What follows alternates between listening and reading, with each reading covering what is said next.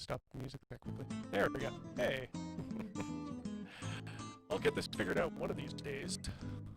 I promise. Thank you for joining me. I am Jimmy Ruffian, and this is the Rough Report. Yeah. We got a few things ready for you today. Well, Nat's name is on the title card there, but, or on the name cards, but she's not going to be joining me for today's show. Flying solo on this one. So yeah, of course, we are reporting live from downtown Toronto. If anybody has any questions or comments to add along the way, we'd love to hear from you.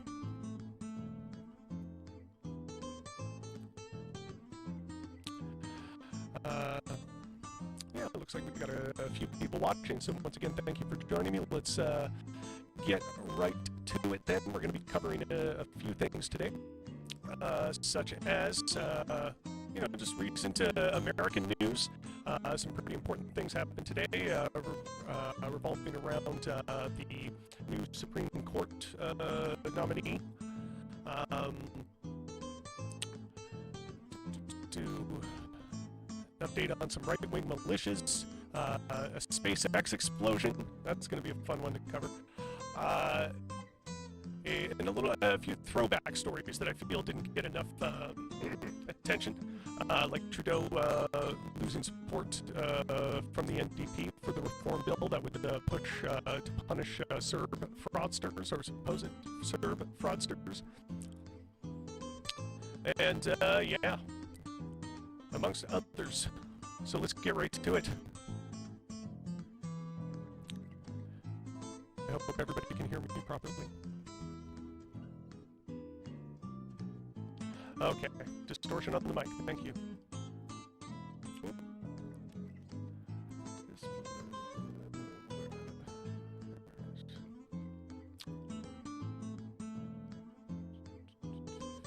Let's see here.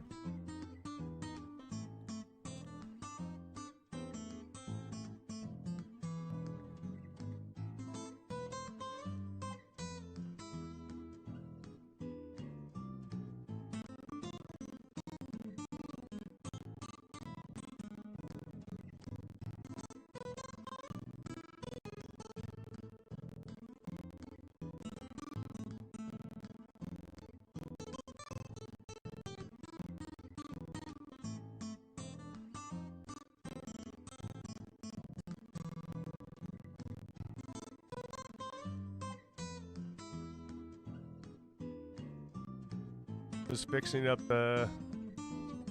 some problems here, bear with me. Gotta love it. Okay. Got to love it.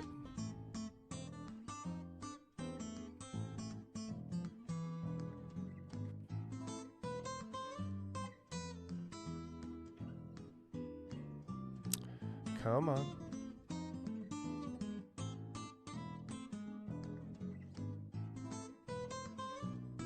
There we go. We are back. Sorry for the issues there.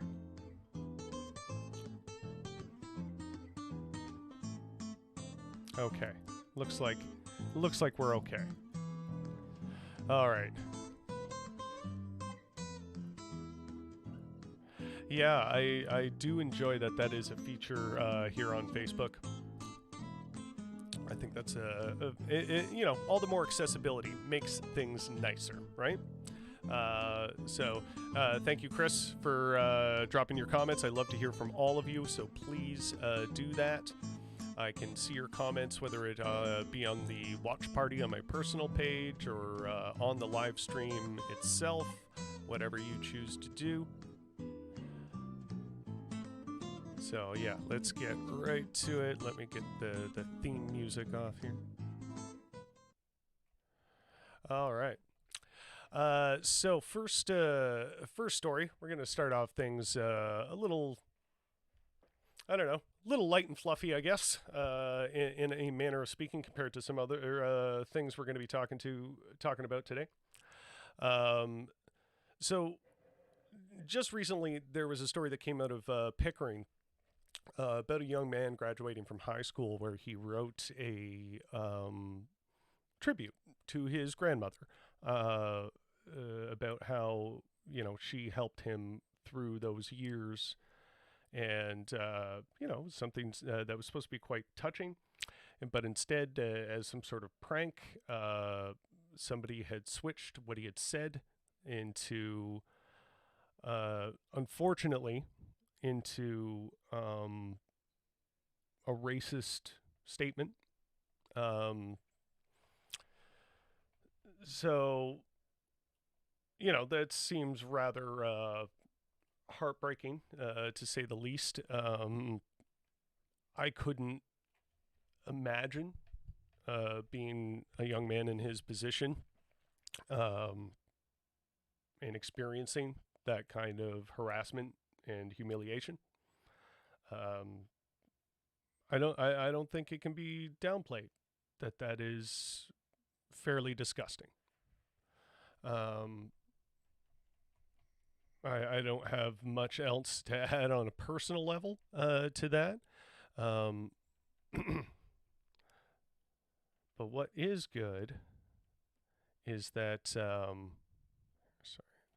there we go. That's what I wanted to see. Okay, but what is good is, basically, you got a lot of support. So, a young man was the subject of a racist prank that saw his high school yearbook tribute to his grandmother replaced with a racial slur, and receiving a lot of love and a big boost to his higher education goals. On Wednesday, some of Toronto's top athletes, broadcasters, and others sent messages of support and good wishes for his 18th birthday. That included Raptors player. I don't know how to say his name, but I'll just say his last name, Jefferson. Sportscasters Mark Strong and Leo Rottens, amongst others. And Telemac, the young man's last name, his full name, Joshua Telemac, was offered good wishes, messages of support, and sports memorabilia, but the biggest surprise was announced by Mike Hogan of the Toronto Argonauts, who stood outside Telemac's home to tell him that the Pinball Clemens Foundation is offering him a full 4-year scholarship to a Canadian university or college of his choice. Now, that's obviously extremely nice and heartwarming. Can't really be negative about that, but the only thing I can't help to think about when you hear these heartwarming stories is just how often is this actually happening on both ends of this story? How often is it actually happening that students are experiencing harassment and humiliation like this, and it virtually will never be heard of, right? It will be ignored, dismissed as, as a lot of your more conservative types like to put it, as just some sort of, it's political correctness gone awry. Nobody has a sense of humor anymore. Or maybe they'd just be too embarrassed to say something and stand up for themselves. How often does this happen? And it's never going to be talked about on the news. This just happened to get picked up on social media, actually. It was from his aunt's Facebook post that this went viral. And then it became newsworthy. And then once it became newsworthy, that's when the athletes and everybody else started getting involved. So I hate to sound or bring some sort of pessimism or doom and gloom to this story, but I can't help but to think that human interest stories of this kind aren't really saying the good, heartwarming message that they're trying to send. To me, this is if these athletes and these athletic associations and these foundations have these funds, how come we're not hearing about these scholarships being given to people in need way more often? Is that happening? And then on top of that, like, does it have to be a case of harassment for somebody to be able to get a fair shake at an education. I just have a lot of questions about what our intents are when we do things like this. There's still a systemic problem underneath here. Not only is there the systemic problem, the racism that often gets ignored, there's a systemic problem of these young people not being able to afford to go to school.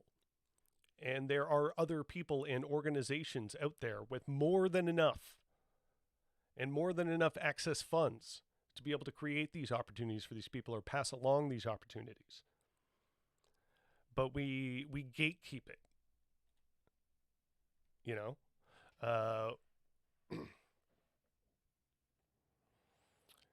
Yeah. It's that is very depressing to me.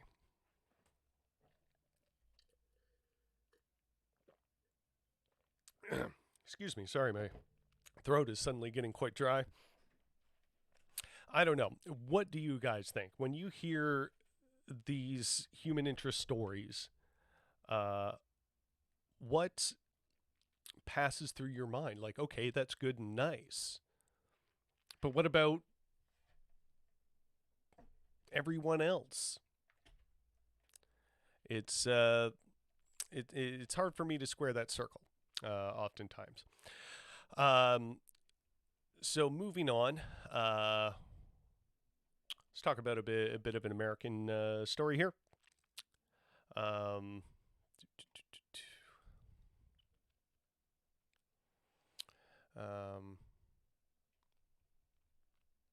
I hate throwing these up sometimes because the ads are so big and ugly, but here goes. Supreme Court justices set stage to end marriage equality. Why? Well, according to this story in USA Today, 5 years after the Supreme Court made marriage equality the law of the land with Burgerville versus Hodges, two conservative justices are calling that ruling into question, perhaps previewing the court's agenda if Republicans succeed in confirming Amy Coney Barrett. So yeah, like something that we thought we were beyond. You know, conservatives in a lot of cases were long arguing that, you know, since gay marriage became law in the United States, that systemic homophobia then thusly must be over.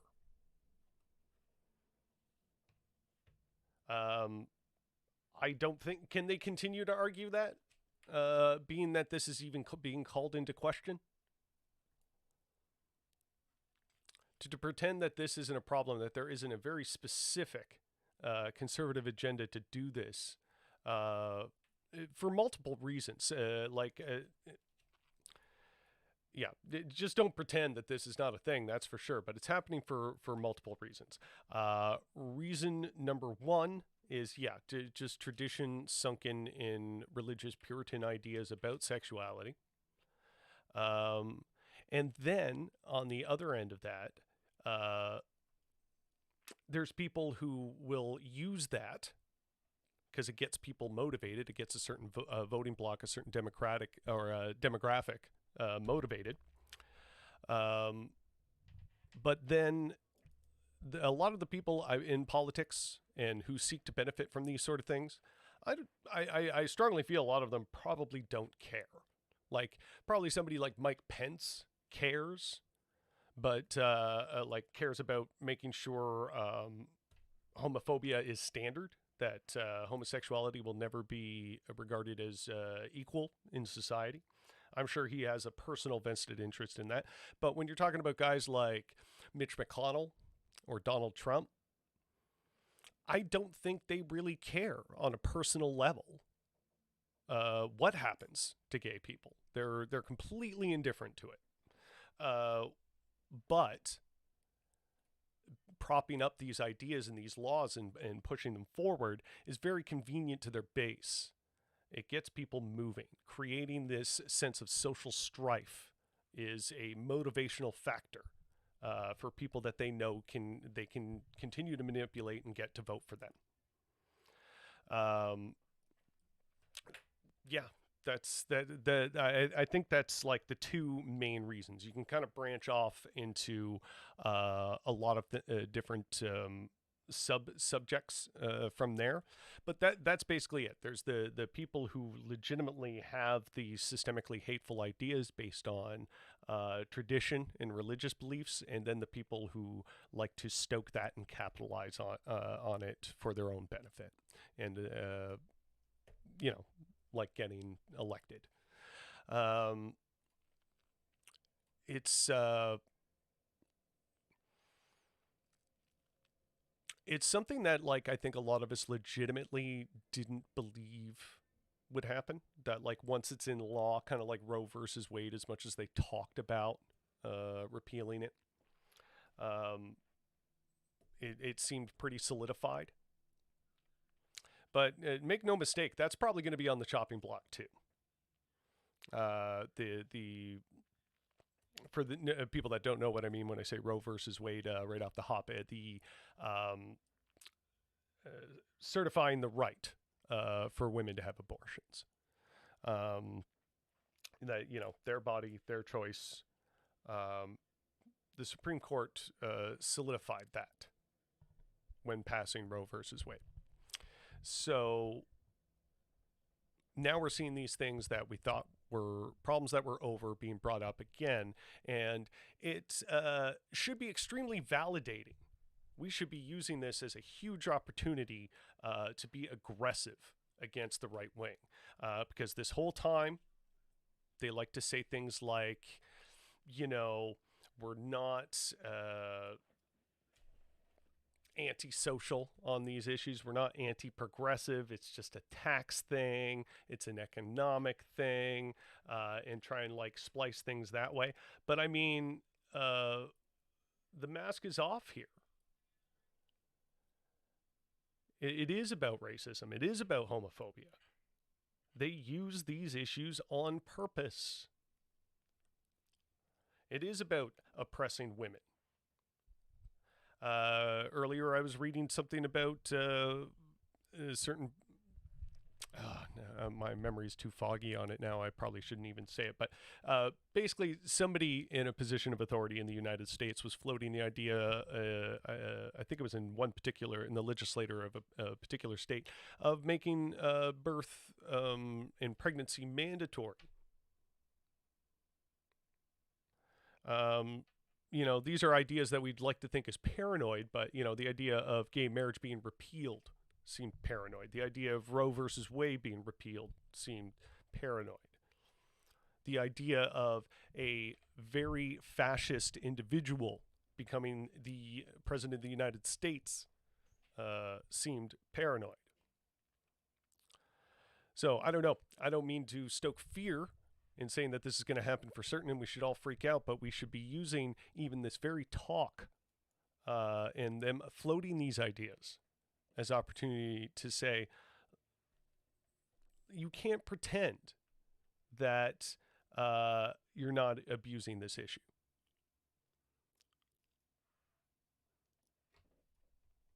You just can't. It is about homophobia. Why else would you be doing this? What is the point?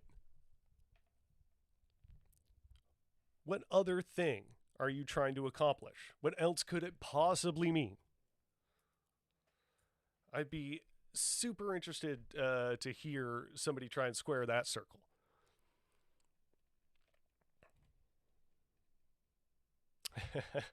I will do a backflip one day. One day. I've tried to do it a few times throughout my life.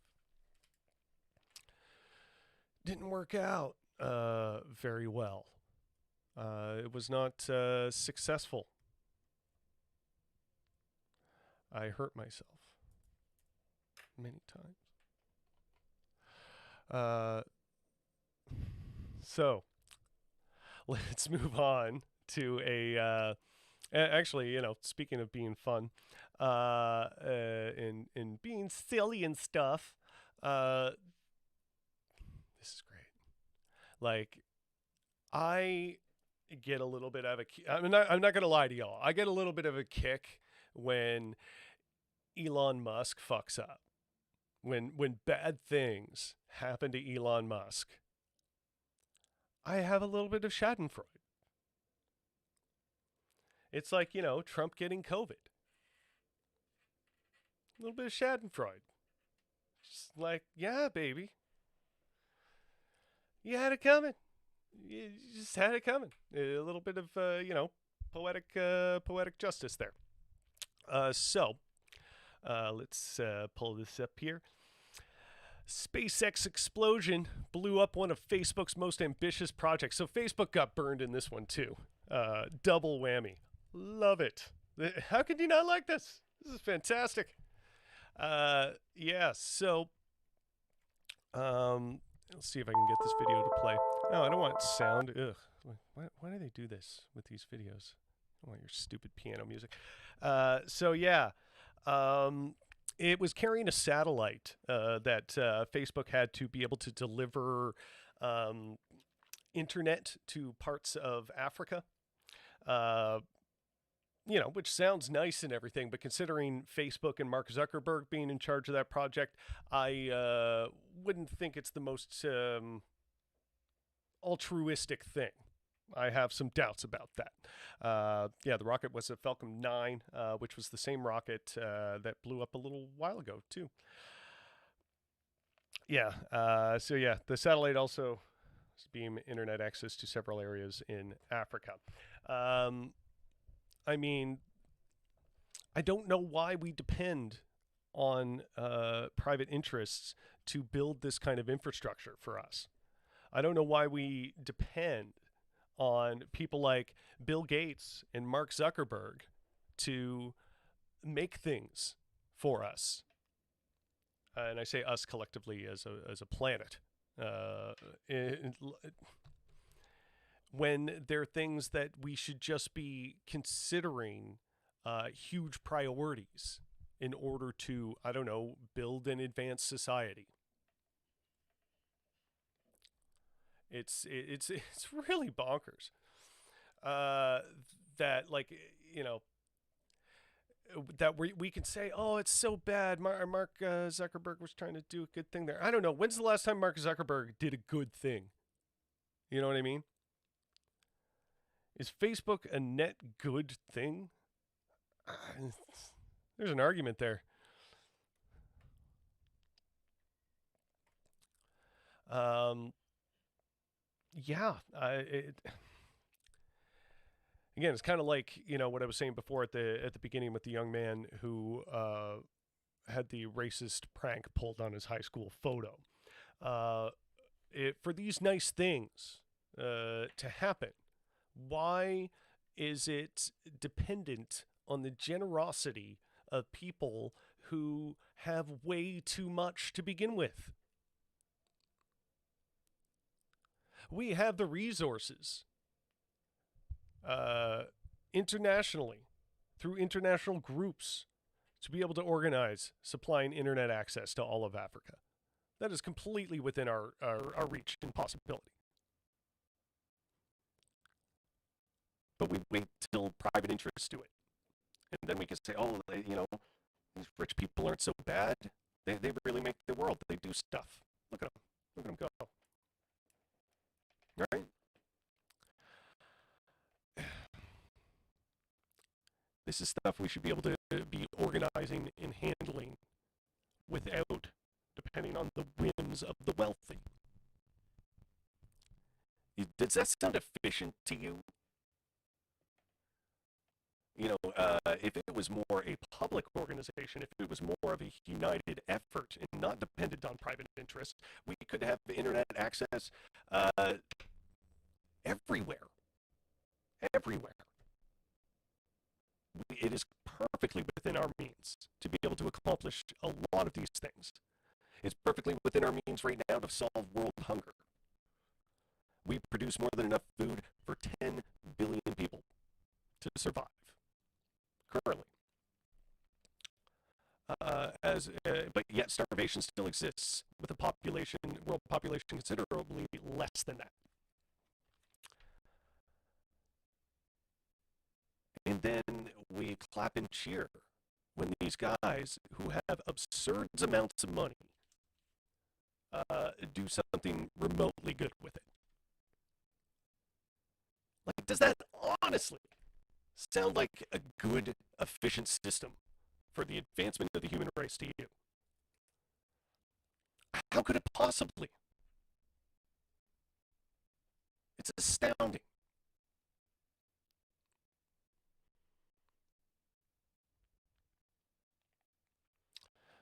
So thank you once again for the people that are joining me. By the way, I'm going to move on to the next story.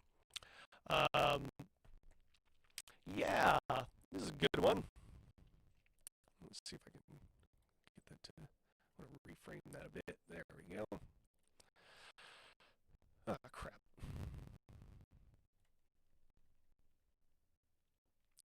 All right, there we go.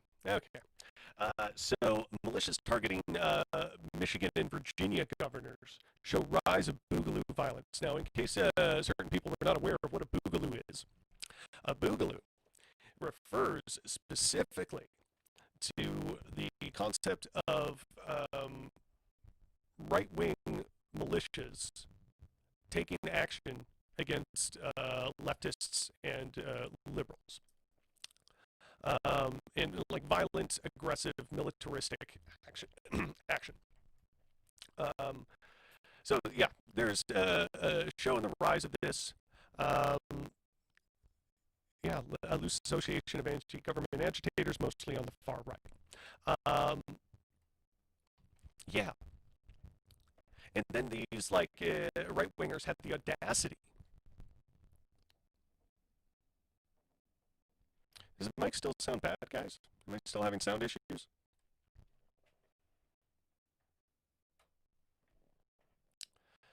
Um, Here, just a moment. Let me mute some tangs.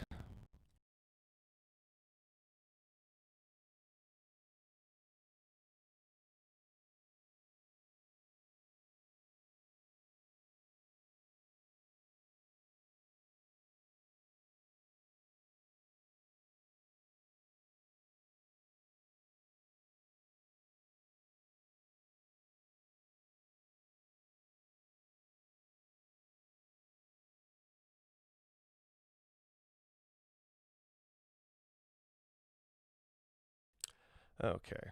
Hopefully that fixed it. You guys are supposed to tell me if there's audio issues.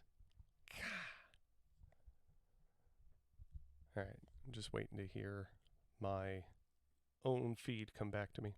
All right. That sounds like it's doing good. Okay. Yeah. See, I have no way of monitoring the stream. I do this all by myself, so I depend on the viewers to say, hey, something's fishy there. Yeah, sometimes this streaming software that I use miscommunicates with my computer sound card, and it's making me feel like I should maybe move to a different type of service. But anyway, let's take a look back at the story here.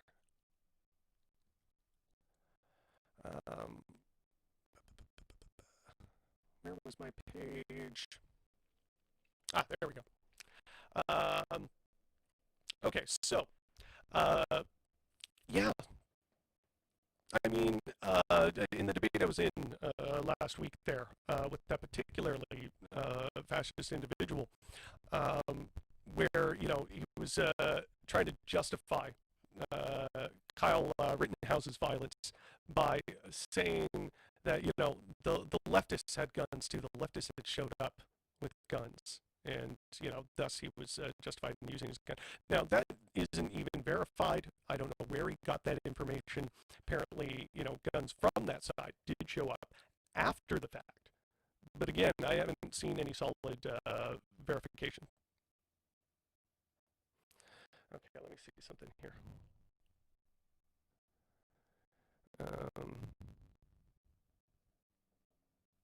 Oh, you know what? Try something.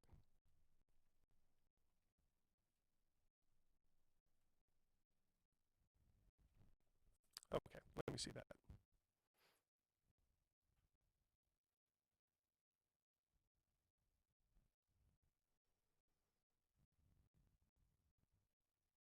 How is that? Check, check, check. Ah, damn it. Okay. Wow. A lot of technical issues on today's show. I keep getting stumbled up. Apologize, ladies and gentlemen. We're just gonna do my old fix for this problem, and hopefully we'll be right back on track.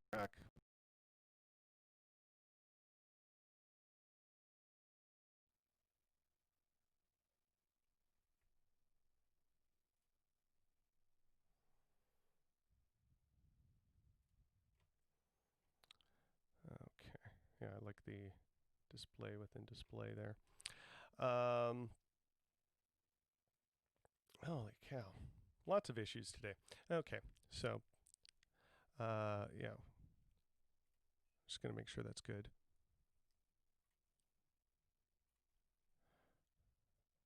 Okay. We're back to being okay by the sounds of it. Hopefully that doesn't happen again. But anyway, yeah. So, like, they like to have these standards that when, the leftists are presenting a threat, they're always the one to escalate it. I mean, I don't mean to point fingers here, but there's always a source of the escalation of violence here that's rather consistent, if you will. And it is almost exclusively the realm of the right wing. Kyle Rittenhouse escalated that violence. These people are escalating that violence. The violence in the Virginia protests were escalated by right-wing violence, as we all saw in that footage. I believe the person who murdered Heather, I believe the young woman's name was, is behind bars. I mean, how many times? How many times does it take before you start to see a connection here? And I mean this directed more at the sort of liberal people who are kind of on the fence going, well, these leftists are pretty nasty. They're pretty violent. And they don't see what's actually at stake. They don't see what's actually happening. Comfort, privilege, whatever the case may be. I'm speaking to them because I believe those are the people that are more likely to be swayed. As I've said many times before on this show, when you're talking about conservatives, libertarians, people who have the tendency to favor right-wing ideology, I mean, if you're at this point where you're still pro-Trump, that sort of idea. For example, if you're still on that level, for the most part, you can pin down that the political motivation is simply nothing more than being anti-left. Whatever the left is, whatever the left ostensibly wants, it's bad. I don't want it. Fuck it. And their visceral hatred towards anything that can be regarded as to the left of where they are as a personal threat to their livelihood. That's what motivates this. And that's what makes it so united. That is definitely why fascism and the right wing are so pervasive and essentially winning this battle, this current version of the culture war, is because they're completely united on the front of hating whatever it is the left wants. If you want better race relations, we'll mess with that. If you want gay marriage, we're going to mess with that. If you want women's rights to choose, we're going to mess with that. It doesn't matter what it is. It's as long as you lose. You lose, I win, that's the game. That's the game they play. And they will use our sense of morals, our sense of decency, our sense of civility against us as a bludgeon.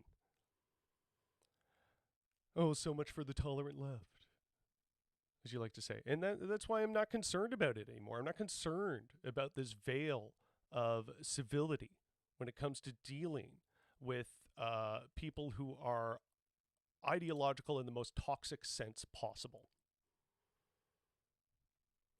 The commitment to their ideology, despite it being not a net benefit to society and not a net benefit to themselves, but they're committed to it regardless, motivated by scarcity, insecurity, hatred, the othering of other people. You, us versus them. Those concepts are potent and powerful. And the right wields them extremely effectively. And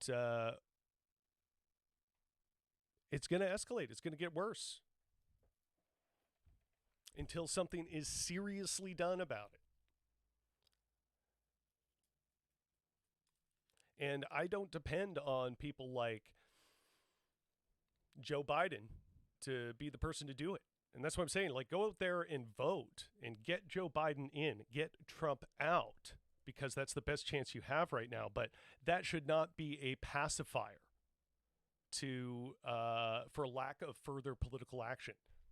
If anything, you should go after Biden twice as hard as anybody else. There should be a protest at the front steps of the White House every single day. Every single day.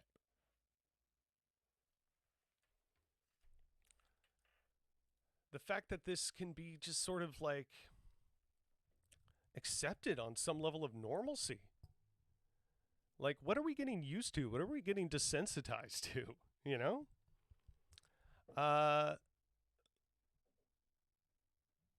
It isn't okay. I don't know how, it isn't okay. Here, let me go back to my, I lost where my mouse is. Oh, fun. Okay.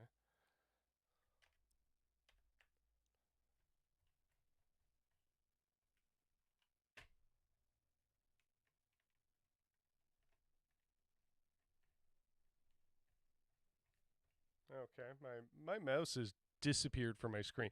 That is a new technical issue that I've never had before. It is literally, it's nowhere. What the hell? I wonder if it's, I have one of those ball mice, like has one of these things in it. I wonder if it's just, yeah, there it was. Yeah, it was just all gummed up on the inside. Okay. See, why are all you people commenting on my stuff and you're not here? You could be here doing it live. That's what I like to do. I hate text and getting in these debates and discussions through text. It's exhausting. My eyes hurt after a while. I mean, I like reading, but not on, a glowing screen. Ugh, God, it's exhausting. I don't know how people do it all day. I mean, I do it all day still, but it's exhausting.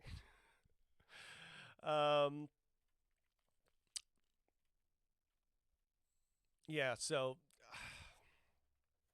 yeah, when it comes to this right-wing malicious stuff and the escalation of it, how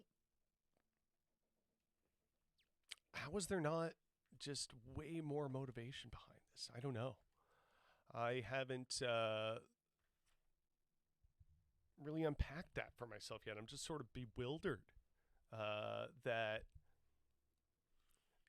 we can casually talk about, oh, there's an escalation in right-wing violence. That's bad.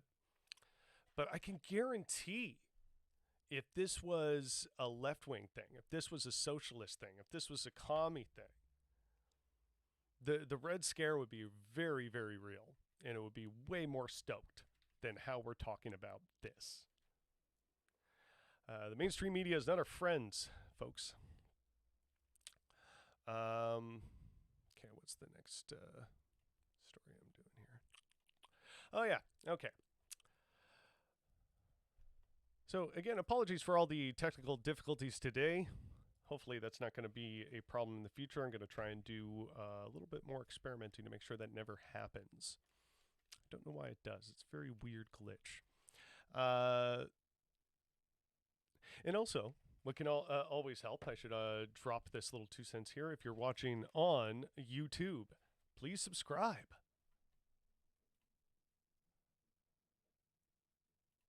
Subscribe on YouTube and subscribe on Patreon, The Rough Go on Patreon.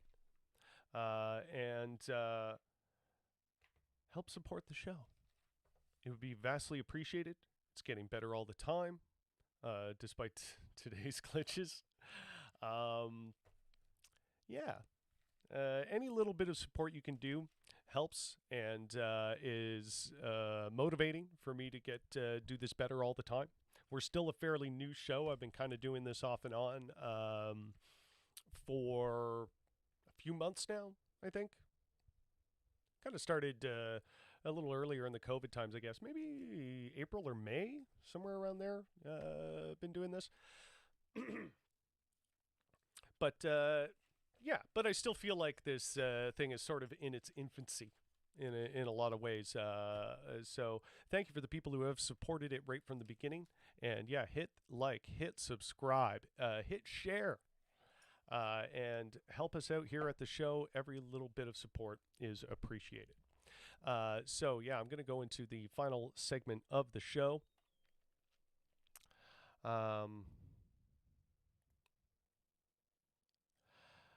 Well, I appreciate that, Chris. She says, I totally watch you argue a right-winger on the Rough Report. Well, I have argued with right-wingers sort of on the show. If you go onto the YouTube channel, you can watch last week's episode where I talk about how I was on another podcast. You can watch that other podcast, but it's 5 hours long because it ended up being a very in-depth debate. Well, actually, I shouldn't say in-depth. That might be too generous. It just went on a long time. But I attempt in that episode to highlight some of the particular moments of that debate that I felt were most worthy of unpacking and discussing. So you can go back and watch how that went down. That was on a show called The World's Worst Podcast out of London, Ontario. And and actually I am going to be having somebody debate on the show next week. They espouse certain libertarian ideas. For example, one of the things that they had mentioned to me is that they're against taxation and that they believe taxation should be voluntary. To anyone who is familiar with me and my politics, that should strike you as quite funny, that I'm going to have that conversation with somebody. So yeah, that's going to happen next week on the show, next Thursday, 7 p.m. Check that out. Sorry, I keep tapping the thing and it's shaking the camera. I just have a crappy little webcam that's doing the video on this in case that wasn't kind of inherently obvious. Okay, so got the last story pulled up here. Well, not the last story, second to last, sorry. I wanted to do, third to last, because this is sort of two things in one. I wanted to do a bit of a throwback to some stories that I believe were buried in just the wildness of everything that's been going on in the media. Like, heck, there would have been another presidential debate tonight and we probably would have ended up talking about that stupid thing. Thank goodness actually that got canceled. Did anybody want to be subjected to that? I know I would have watched it anyway, but should anybody be subjected to that? Yeah, but yeah, with everything crazy that's been going on, there's a story that happened about 2 weeks ago that has kind of gotten buried, and I think that's really upsetting. Um, Here we are on a Guardian article. Let me see if I can actually blow that up a little bit. Yeah. Outcry after video shows hospital staff taunting dying Indigenous woman.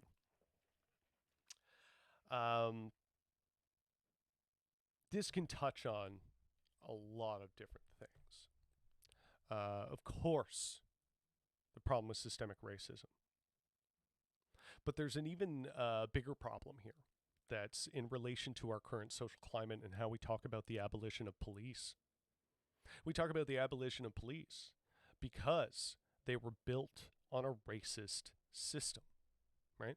The very foundation of it and how we approach law enforcement is entrenched with the ideas of white supremacy. And it's something that needs to be completely reformed and reevaluated.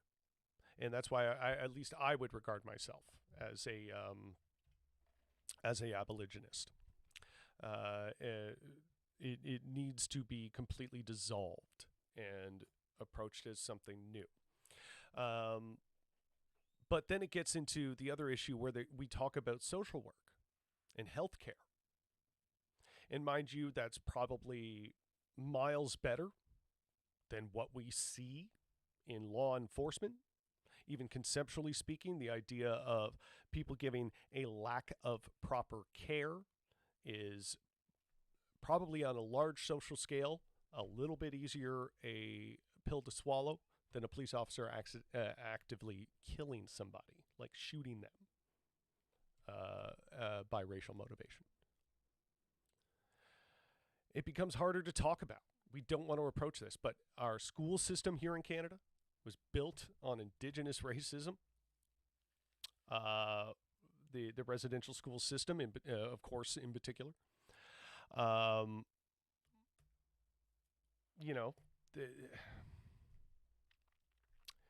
It is completely woven within our society. So when you see healthcare workers getting away with this stuff, again, a question I asked earlier in the show, how often does this actually happen? And it doesn't happen to be put on Facebook Live.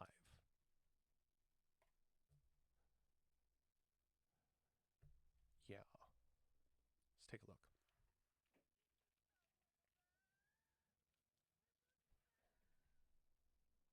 Get the sound there.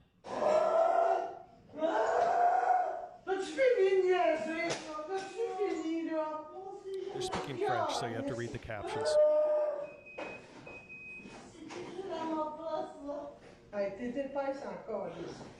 You are stupid as hell, is what that caption said. Well, you made bad choices.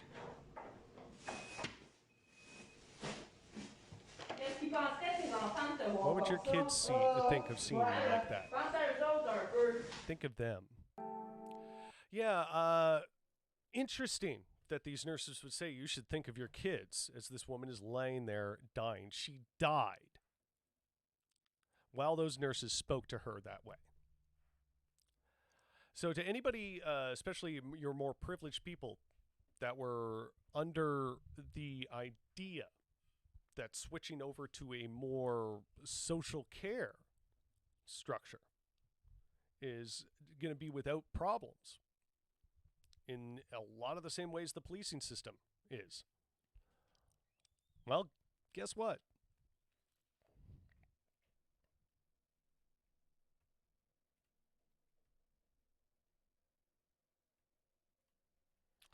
Guess what?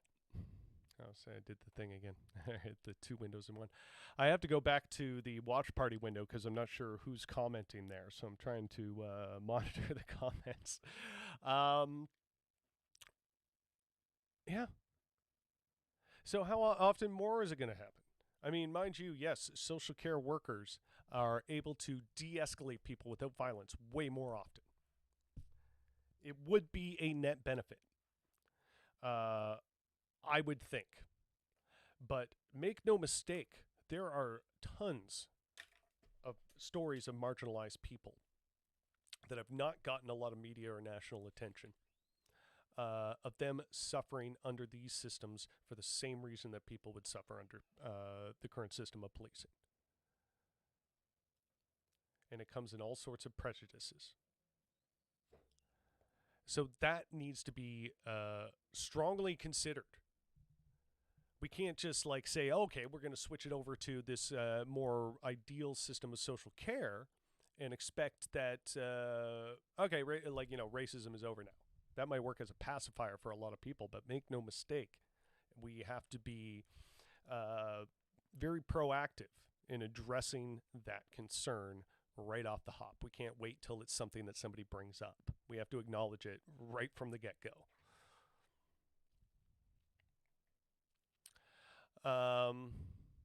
And that leads me into another, like, this is the second story that got buried.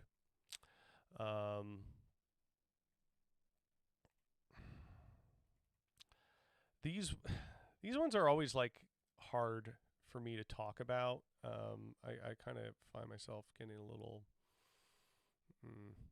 stumbly with my words here. Just trying to center this shot.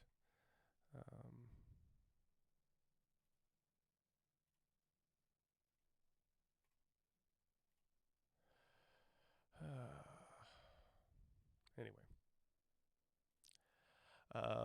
Elijah McClain. Do you guys remember the story of Elijah McClain?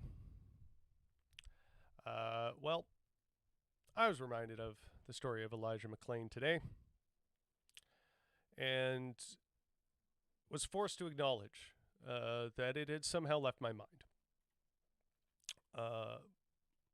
You know, I don't know if his name is amongst those being recognized in the protests that are still going on in the United States that ostensibly were originally sparked by the murder of George Floyd at the hands of a police officer. That police officer is now out on bail, by the way. When they originally said he was too great a flight risk, he's been released. So it'll be interesting to see if he actually is a flight risk.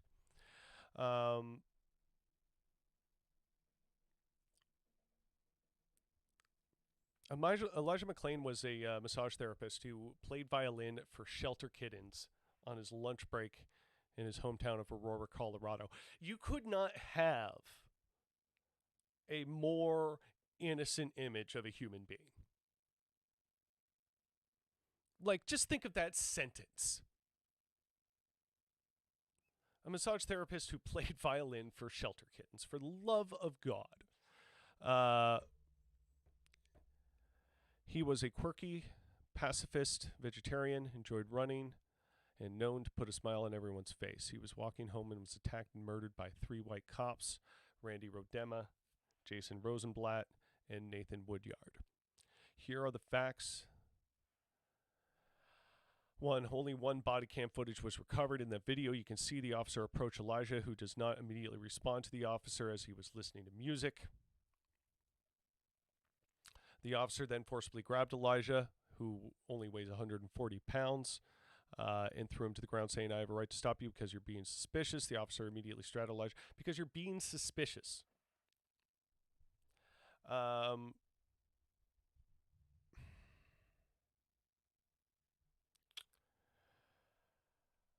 I don't know for sure if Elijah was perhaps, on the autism spectrum. Or maybe he was just dancing and being kind of a free spirit, listening to his headphones. But if we live in a society where it can be regarded as suspicious behavior, where somebody can tackle you and throw you to the ground, that is a police state. If you defend it, you defend the concept of a police state. If you defend cops in these situations and continuously excuse them and will not do something about these inherent problems, You are on the side of a police state. There is no other way of putting this.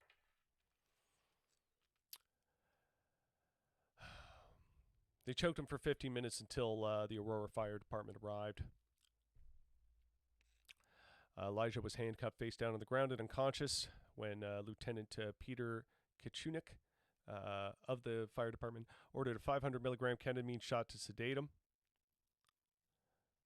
They sedated him when he was evidently already sedated. So that's a firefighter, talking about systemic problems. It's not just in the police force. Medic Jeremy Cooper administered the lethal dose. And one of the officers says, leave your camera over there as not to be further filmed. Medic Jeremy Cooper administered the lethal dose to Elijah. 500 milligrams of ketamine is the dose for a 250-pound man. Elijah was 140 pounds. Elijah suffered 2 heart attacks from the overdose in the ambulance on the way to the hospital, where he was pronounced brain dead. He died 4 days later. His hospital photo shows a broken and bloody nose, swollen and bruised eyes, and a damage to his skull. Cops claim they didn't beat him. I mean, the hospital showed photos showing his badly beaten face. Does prove otherwise. I just wanted to revisit that. And I'm probably going to revisit a few more of these stories again, because we can't forget this. We can't forget how bad this is. In my mind, these are 2 particularly bad cases that we are allowing to get forgotten.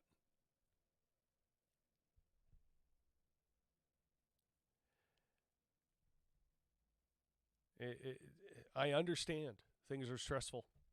It's been a weird year. It's one thing after another. We got to watch out for each other and take care of ourselves and our communities. And there's a lot of immediate needs there. But when we're talking about systemic problems and the strong indications of it, as in these 2 cases, it can't be ignored. It can't be forgotten. We can't allow that to simply be just another thing that happened and have nothing done about it. And I'm certainly not saying I have all the answers. And that's something I wish to explore on future episodes, is what those answers might look like. In a better, more descriptive way. Talk a little more in depth of it. But yeah, that's it's something we just simply can't let go. And as always, I want to reference back to the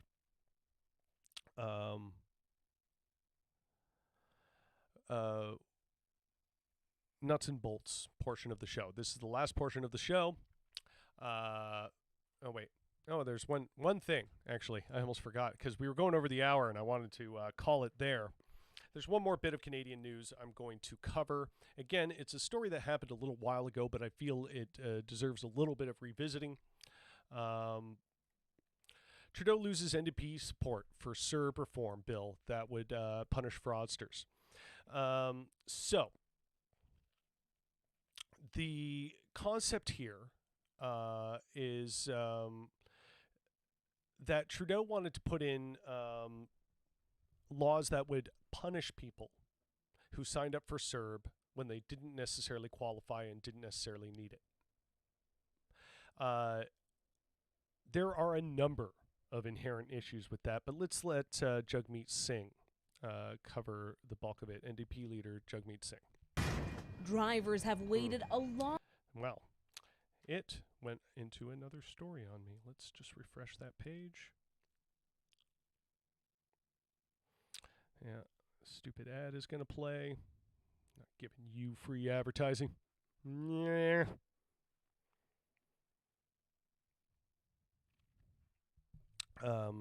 So yeah, Jagmeet Singh is going to talk here. Because it shows the problem in our society. The problem is that people don't realize whenever there's a new punishment, whenever there's a new law, criminal law, it's going to impact the most vulnerable. The richest people in society, the wealthiest and most powerful people in society aren't impacted by criminal law changes. The poorest people are most impacted. And the poorest people also happen to be the most vulnerable, who are also racialized. So every time the government takes an approach of punishing someone with criminal laws, it is going to impact the most vulnerable in society, which means it's going to impact racialized people. And that is exactly the moment we're in right now. We're talking about police brutality, the over incarceration of Black and Indigenous lives. Then this is a moment where we're supposed to realize that it's not right to go down a path of punishing people because they needed some help, punishing people criminally because they needed help. We can use our tax system. The tax system is designed to make sure those who can pay their fair share pay their fair share. That's the approach we should take, not a criminal justice approach, particularly in this moment when we're saying we need to stop incarcerating people. We need to stop police violence. We need to stop the system that's been systematically putting more and more racialized people in jail. And that's exactly why the question is important, but it's important to point out that this is something that's obvious to racialized people. This is something that's obvious to Black and Indigenous people, but it's not so obvious to everyone else. And that's why it's important that we talk about this. Of course, he's absolutely right. Couldn't have put it better. I'm glad that he focused on the more racialized aspect of this crime and punishment ratio. As a leader of one of Canada's major political parties, that is something that is seriously under-addressed. So excellent on Jagmeet Singh for addressing it in those exact words. Now, this happened in June. This story from June 9th. So it's a little bit of a throwback, but again, I don't think people are remembering this enough or appreciate this enough, that Justin Trudeau was willing to take people who were panicked by this pandemic and weren't sure if they qualified or not, and went ahead and went for this money. That he wanted to create a system that would punish them for that, for excuse me, his government's lack of planning, their lack of forethought, and for planning for a pandemic when the warnings from the World Health Organizations were decades in advance on how exposed a lot of our countries were to a pandemic. So for all his governments and governments before him, just the Canadian government in general, failing on this aspect and failing to provide an adequate bottom floor for society, where if we run into trouble, we have a plan and people aren't going to be left destitute. So not only did he fail on that proactive end of things, but his reaction to the result of that failure was to punish those people. I don't think it should be overstated that that is horrific and disgusting. That has got to be up there with one of the worst ideas I've heard Justin Trudeau have. That is nuts. I was lucky to be able to work through this whole thing. I have not lost a significant amount of income. Of course, my musical performances aren't,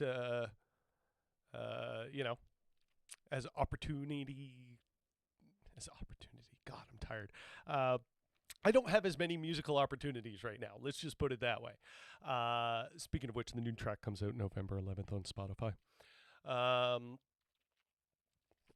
Yeah, so I've kind of lost out on that front, but my regular job I've had this entire time, I didn't even need to think about CERB.